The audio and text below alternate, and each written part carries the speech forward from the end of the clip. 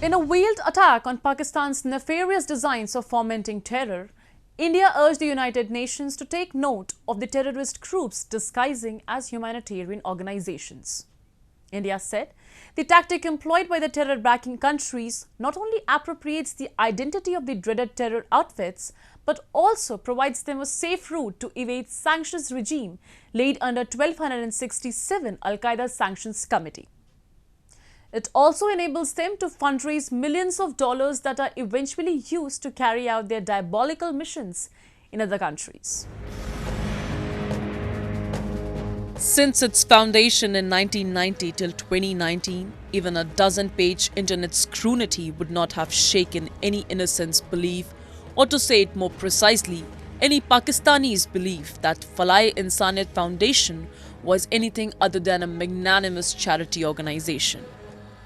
Images of its volunteers helping people in distress would further consolidate his faith. Based out of Lahore, the organization was involved in several human welfare activities before Islamabad was cornered by the international community to proscribe it. Falai-e-Insaniyat Foundation was floated by the same Hafiz Saeed who has blood of hundreds of innocents on his hand. It had two primary objectives. One, to create a humanized facade in order to provide a cover to Lashkar-e-Taiba terrorist operations against India and others, and two, to raise trouble-free funds to sustain the same terrorist movement. This is just one example of how the terrorist organizations survive and expand their network. India, which has long borne the brunt of terrorism coming exclusively from across its border, wants United Nations to pull the plug on this methodology. Speaking at the UN Security Council open debate related to sanctions, India apprised and warned the global community of this rampant exercise where terrorist groups were coming up new and so-called humanitarian guise to prevent sanctions while keeping their missions intact.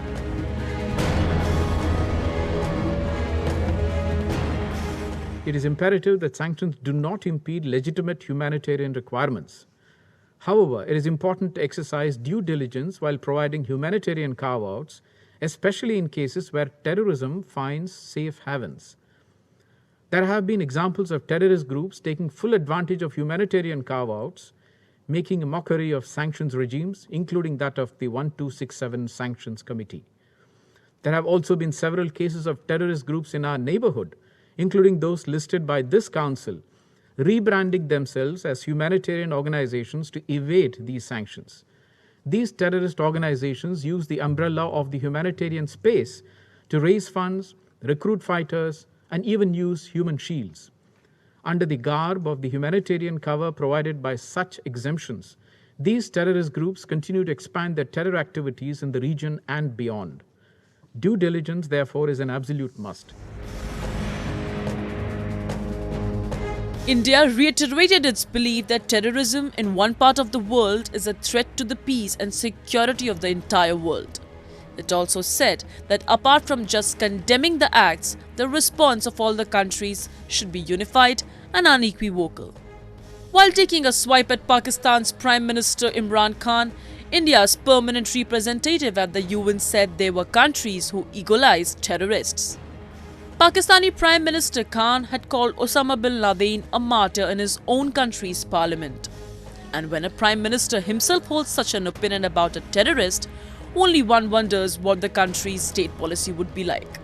New Delhi has time and again expressed its concern that Pakistan provides tactic support to international radical organizations and has been nurturing others in its own backyard by exploiting the loopholes in the current system of sanctions.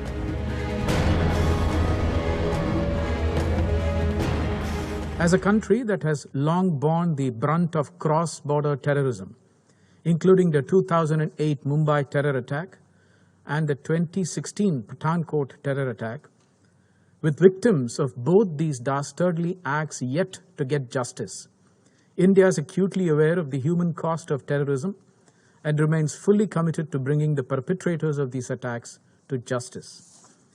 We reiterate our firm belief that terrorism in one part of the world is a threat to peace and security of the entire world.